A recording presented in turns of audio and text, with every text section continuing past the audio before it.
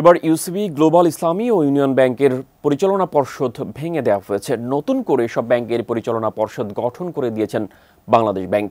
মঙ্গলবার এসালম গ্রুপের দখলে থাকা গ্লোবাল ইসলামী ও ইউনিয়ন ব্যাংক সহ মোট ৩ ব্যাংকের পর্ষদ ভেঙে নতুন পরিচালনা পর্ষদ গঠন করা হয়। এর মধ্যে ইউসিবি ব্যাংকের পর্ষদ ভেঙে দিয়ে নতুন ৫ পরিচালক নিয়োগ দেওয়া হয়েছে।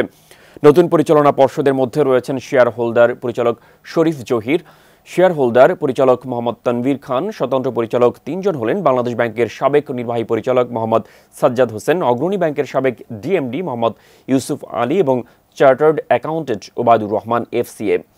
গ্লোবাল ইসলামী ব্যাংকের নতুন পর্ষদের চেয়ারম্যান হিসেবে নিয়োগ পেয়েছেন মোহাম্মদ নুরুল আমিন। তিনি এনসিসি ও মেঘনা ব্যাংকের সাবেক ব্যবস্থাপনা পরিচালক এবং অ্যাসোসিয়েশন অব ব্যাংকার্স বাংলাদেশের সাবেক চেয়ারম্যান। ইউনিয়ন ব্যাংকের নতুন পর্ষদের চেয়ারম্যান হিসেবে নিয়োগ পেয়েছেন ইসলামী ব্যাংকের সাবেক ব্যবস্থাপনা পরিচালক মোহাম্মদ ফরিদ উদ্দিন আহমদ।